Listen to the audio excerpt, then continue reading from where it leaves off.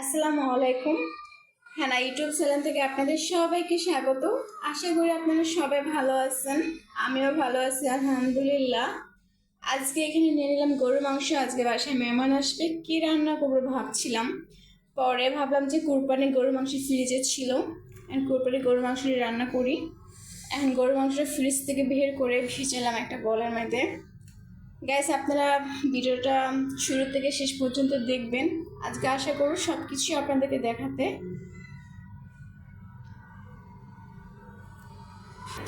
এখানে আমি পেঁয়াজ ছিলে নিছি, এখনো ধুই নাই, ধুয়ে নেব। আদা রসুন সব কিছু কিন্তু এখানে আছে। আমি আলাদা করে ভাগ ভাগ করে শিলপাটার মধ্যে বেটে নেব। মাংসগুলো ভালোভাবে ধুয়ে নিচ্ছি। আদা রসুনগুলো আমি শিলপাটার মধ্যে বেটে নিলাম, আর এখানে পেঁয়াজগুলো কুচি করে কেটে নিছি।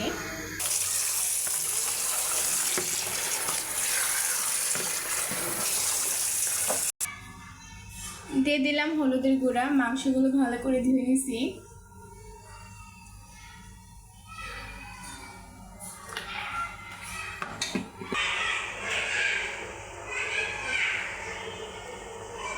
এখন দিয়ে দিব মরিচের গুঁড়া, দিয়ে দিলাম জিরার গুঁড়া,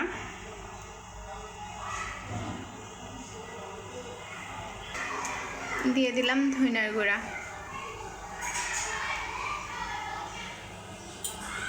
দিয়ে দিলাম আদা রসুন একসাথে বেটে রাখা। মাংসটা আমি হাত দিয়ে ভালোভাবে মেখে নেব।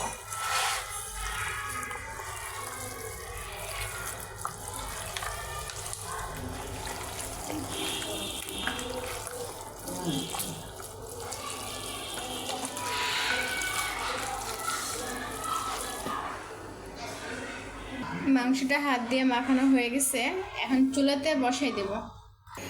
চুলাটা ধরিয়ে একটা কড়াই বসাই দিলাম। কড়াইটা গরম হয়ে গেছে, এখন দিয়ে দিলাম তেল সয়াবিন।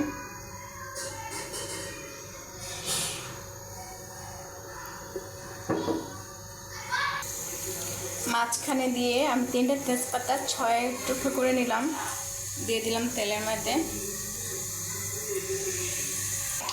দিয়ে দিব কুচি করা পেঁয়াজ,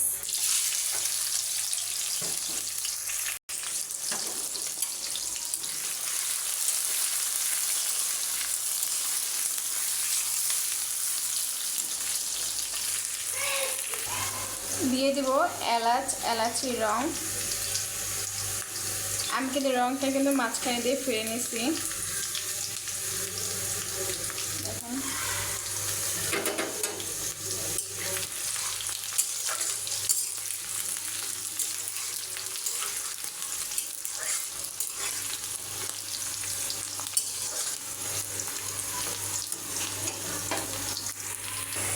এখন দিয়ে দিব মেখে রাখা মাংসগুলো।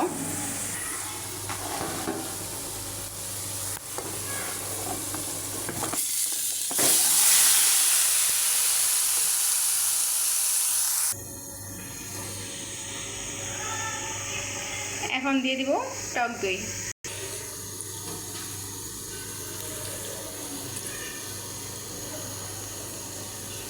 টক দইটা আমি ফ্রিজে রেখে দিয়েছিলাম, ফ্রিজ থেকে বরফটা গলে নিয়ে আপনারা দেখতে পাচ্ছেন। তো হ্যাঁ, চুলাতে দিলে তো এমনিতেই গরমে আছে, বরফটা গলে যাবে। আর মাংসটা কিছুক্ষণ পরে নাড়া দিয়ে দেবো।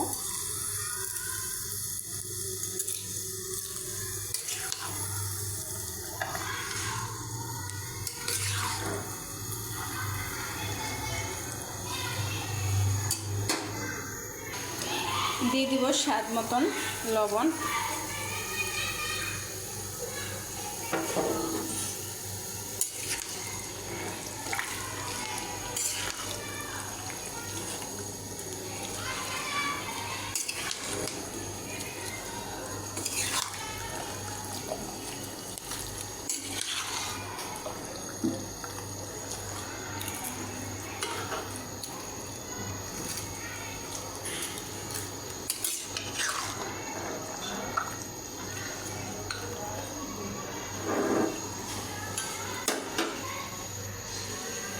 অফ ক্যামেরায় আমি মাংসটা সুন্দরভাবে নেড়ে দিছি।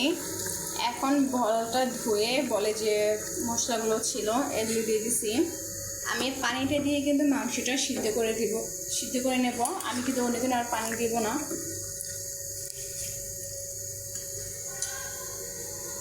এখন ঢাকনা দিয়ে রেখে দেব।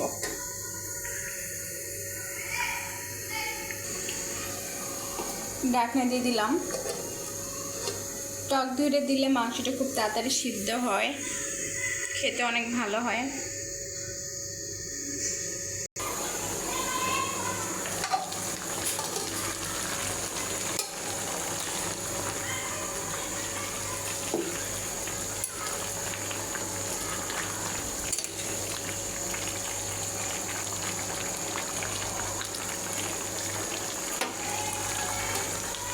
আবারও ঢাকনা দিয়ে রেখে দিলাম।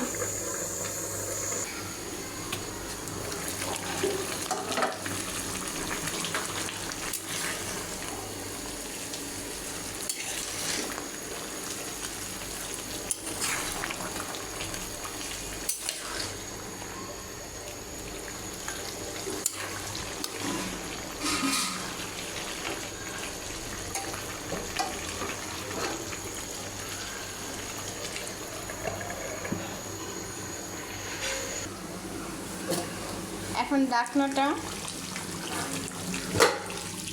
এটাই এখন নেড়ে দেব।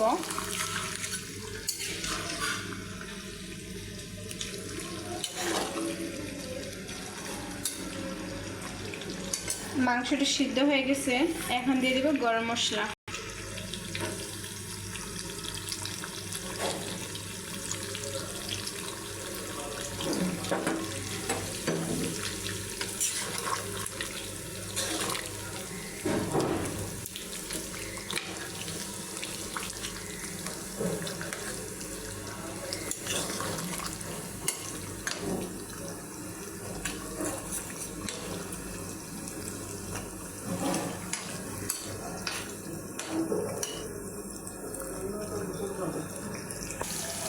মাংসটা হয়ে গেছে। এখন চুলাটা বন্ধ করে দেব।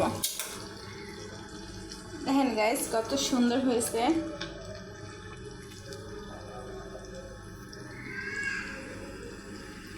আজকে ভিডিওটা এ পর্যন্তই। আপনারা সবাই ভালো থাকবেন, সুস্থ থাকবেন। আল্লাহ হাফিজ।